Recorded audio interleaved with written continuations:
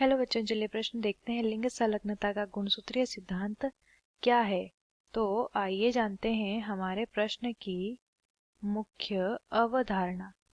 हमारे प्रश्न की मुख्य अवधारणा है लिंग संलग्नता। लिंग संलग्नता का जो गुणसूत्रीय सिद्धांत है, गुणसूत्रीय सिद्धांत है, उसके बारे में हमें बताना है। देखिए, लिंग संलग्नता समझ लेते हैं पहले क्या होती है। लिंग संलग्नता क्या होगी। देखिए, जो गुणसूत्र होते हैं उन पर स्थित जीन यदि ये जीन कितने होने चाहिए, दो या दो से अधिक जीन जब क्या हो, जैसे पैतृक पीढ़ी में गुणसूत्र पर स्थित हैं वैसे ही कहाँ आ जाए, संतति में आ जाए। यानी कि जोड़े में या फिर उससे ज्यादा संतति में जब ये जीन अपने लक्षण स्पष्ट करते हैं तो इस प्रकार का जो गुण होता है उसे संलग्नता कहा जाता है और इन जीनों को संलग्न जीन कहते हैं। अब ये गुणसूत्रीय सिद्धांत हम समझते हैं कि ये क्या होता है। देखिए, ये जो सिद्धांत है ये वैज्ञानिक मॉर्गन, जिन्हें वैज्ञानिक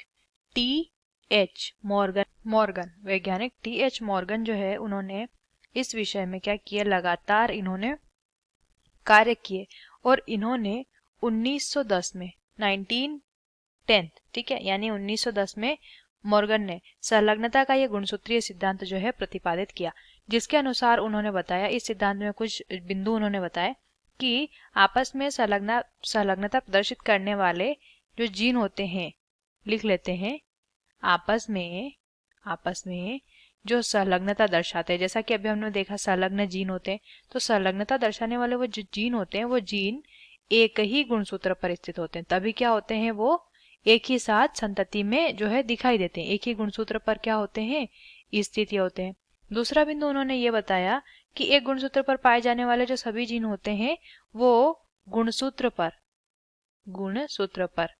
किस तरीके से, रेखिक क्रम में, गुणसूत्र पर रेखिक क्रम में क्या रहते हैं, व्यवस्थित रहते हैं। यानी कि उल्टे सीधे नहीं होंगे। ये जो जीन है ये कैसे गुणसूत्र पर रेखिक क्रम में व्यवस्थित रहते हैं। और ये जो संलग्न जीन होते हैं ये इस संतति के बाद भी, यानी पैतृक पीढ़ी से संतति से आए, संतति से ये अगली पीढ़ी में भी ये जो है साथ जाने की क्या रखते हैं, चेष्टा रखते हैं।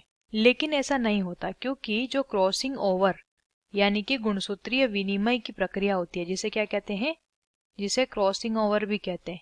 क्रॉसिंग ओवर जब हो जाता है तो क्रॉसिंग ओवर होने की वजह से ये जो हमारे रेखिक क्रम में व्यवस्थित संलग्न जीन थे ये अलग अलग हो जाते हैं और एक पीढ़ी के बाद फिर से अगली पीढ़ी में जब हम इन्हें देखना चाहते हैं तो वहां पर ये दिखाई नहीं देते हैं।